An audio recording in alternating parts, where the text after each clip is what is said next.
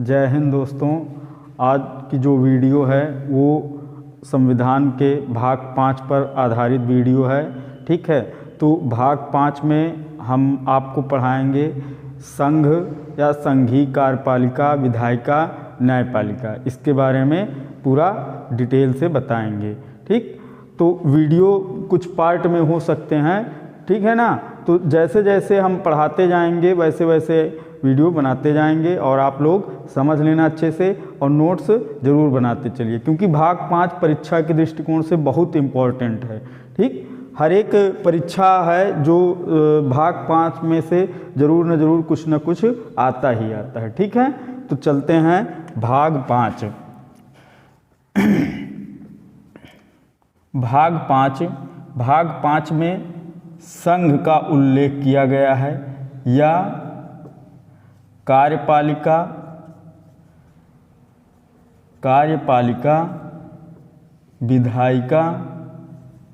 विधायिका एवं न्यायपालिका।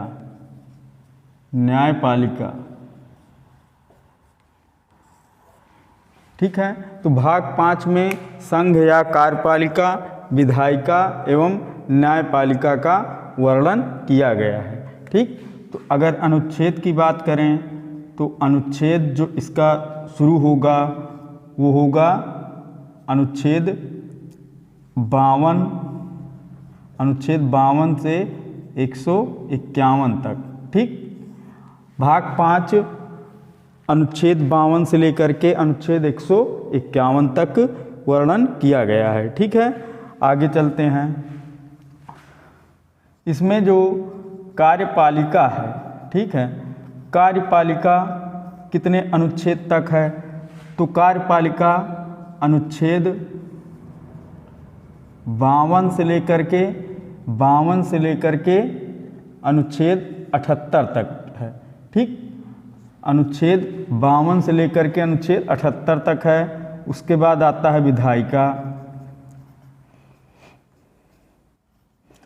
विधायिका आ जाएगा अनुच्छेद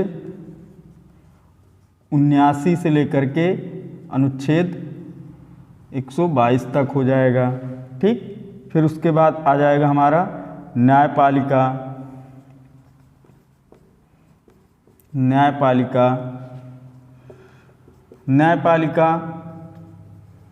अनुच्छेद 124 से लेकर के अनुच्छेद 147 तक हो जाएगा।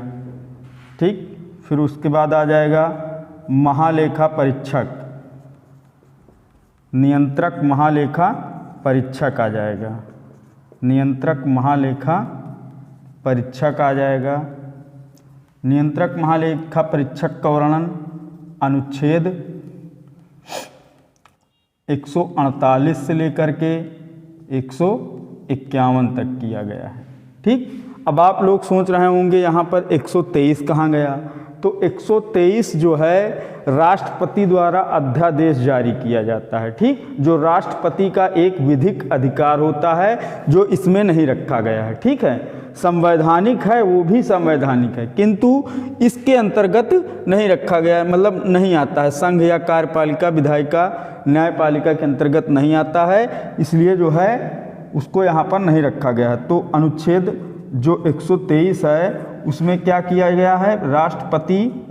राष्ट्रपति होता है वो अध्यादेश जारी करता है। ठीक, अध्यादेश जारी करता है, इसको हम आगे पढ़ेंगे। ठीक है, तो अभी क्रम वाइज चलते हैं। तो भाग 5 में संघ या कार्यपालिका, विधायिका एवं न्यायपालिका, और जो इन तीनों का वर्णन किया गया है अनुच्छेद 52 से लेकर के अनुच्छेद 151 तक किया गया है। कार्यपालिका का जो वर्णन किया गया अनुच्छेद 52 से 78 तक किया गया है। विधायिका का अनुच्छेद 79 से 122 तक किया गया है। न्यायपालिका का अनुच्छेद 124 से 147 तक किया गया है। नियंत्रक महालेखा परीक्षक का अनुच्छेद 148 से 151 तक किया गया है। जो 123 अनुच्छेद है उसमें राष्ट्रपति अध्यादेश जारी करता है, जो इसके अंतर्गत नहीं आता है। ठीक,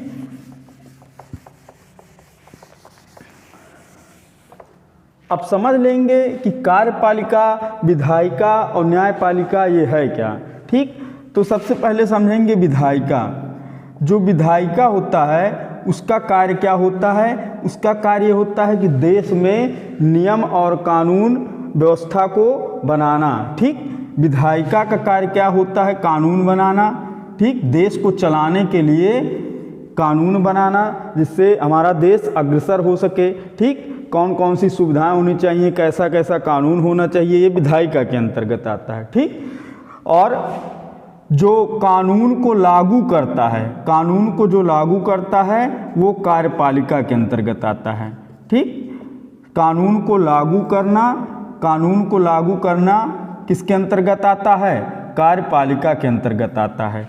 ठीक, तो विधायिका कानून बनाता है और कार्यपालिका कानून को लागू करता है। ठीक, अब न्यायपालिका, तो जो न्यायपालिका है ये क्या कार्य करती है? जो कानून ये बना होता है, ये जो कानून बना होता है, अगर इस पर कोई विवाद उत्पन्न हो जाए तो न्यायपालिका उस विवाद का निपटारा करती है। ठीक है, तो कार्यपालिका कानून बनाती है, विधायिका कानून बनाती, कार्यपालिका उसको लागू करती है और न्यायपालिका उस पर अगर कोई विवाद होता है तो उसको निपटारा करती है। ठीक, तो समझ गए होंगे कार्यपालिका, विधायिका एवं न्यायपालिका को।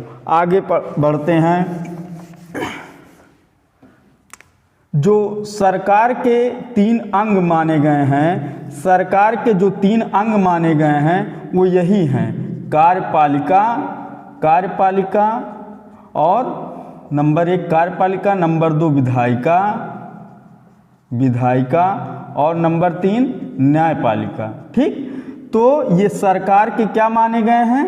3 अंग बताए गए हैं। ठीक, क्वेश्चन पूछ लेता है कि सरकार के 3 अंग में से कौन नहीं है, तो उसमें से एक ऑप्शन रहता है जो गलत रहता है, वो आप लगा देंगे अगर इन तीनों को जानते रहे होंगे तो।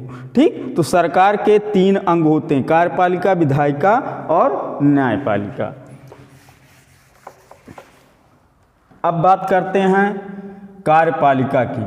ठीक, सबसे पहले हम कार्यपालिका पढ़ेंगे। जैसा कि अभी ऊपर बताया गया कि ये अनुच्छेद कितने से लेकर के है? अनुच्छेद 52 से लेकर के, अनुच्छेद 52 से लेकर के अनुच्छेद 78 तक कार्यपालिका का वर्णन किया गया है। ठीक, कार्यपालिका का वर्णन किस अनुच्छेद से कहाँ तक किया गया है? अनुच्छेद 52 से लेकर के 78 तक किया गया है। तो बात करते हैं अनुच्छेद 52 की। ठीक, अनुच्छेद 52, तो भैया अनुच्छेद 52 में बताया गया है, संविधान में वर्णन किया गया है कि भारत में एक राष्ट्रपति होगा। ठीक, भारत में एक राष्ट्रपति होगा। ठीक, अनुच्छेद 52 में बताया गया है कि भारत में एक राष्ट्रपति का पद होगा, भारत में एक राष्ट्रपति का पद होगा, राष्ट्रपति का पद होगा। ठीक, अब यहाँ पर एक क्वेश्चन ऐसे भी बनता है कि जो राष्ट्रपति का पद है वो संवैधानिक है कि असंवैधानिक है, क्योंकि संविधान में जो वर्णन किया गया है वो संवैधानिक है, तो राष्ट्रपति का पद जो है संविधान में वर्णित है, इसलिए राष्ट्रपति का जो पद है वो संवैधानिक है। ठीक, और अनुच्छेद 52 के तहत भारत में एक राष्ट्रपति होगा जो तीनों सेनाओं का अध्यक्ष माना जाएगा, तीनों सेनाओं का। ठीक, तीनों सेनाओं का अध्यक्ष माना जाएगा। कौन कौन? एक होता है थल सेना, थल सेना, दूसरा होता है नौसेना, नौसेना और तीसरा होता है वायुसेना।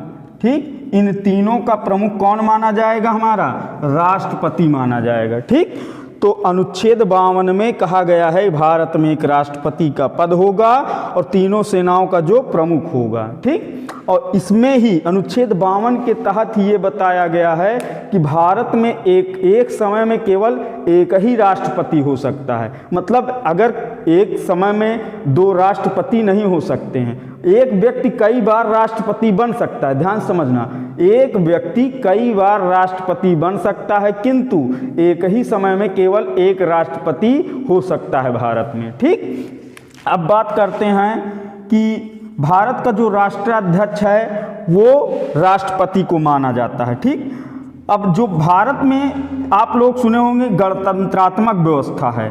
ठीक, गणतंत्रात्मक व्यवस्था। अब ये गणतंत्र क्या होता है? जहाँ का राष्ट्राध्यक्ष, ध्यान दीजिएगा, जहाँ का राष्ट्राध्यक्ष निर्वाचित होता है, ठीक, अर्थात चुनाव लड़कर आता है, निर्वाचित होता है, तो वहाँ का वंशानुगत नहीं होता है। ऐसा राष्ट्राध्यक्ष जहाँ वंशानुगत ना होकर के निर्वाचित होकर आता है, वो गणतंत्र देश कहलाता है। ठीक, तो हमारे यहाँ राष्ट्रपति का चुनाव होता है, जो आगे हम बताएंगे क्रम वाइज। ठीक, तो अभी हम समझेंगे अनुच्छेद 52। अनुच्छेद 52 में भारत में एक राष्ट्रपति का पद होगा, जो तीनों सेनाओं का अध्यक्ष माना गया है। ठीक, अब जो है, जो राष्ट्राध्यक्ष है वो निर्वाचित होकर आता है, इसलिए यहाँ पर गणतंत्रात्मक व्यवस्था किया गया है। ठीक, आशा करते हैं आप लोगों को वीडियो पसंद आया हो। अगर पसंद आया हो तो लाइक कर दीजिए और सब्सक्राइब करें, शेयर करें, कमेंट्स जरूर करें। जय हिंद दोस्तों।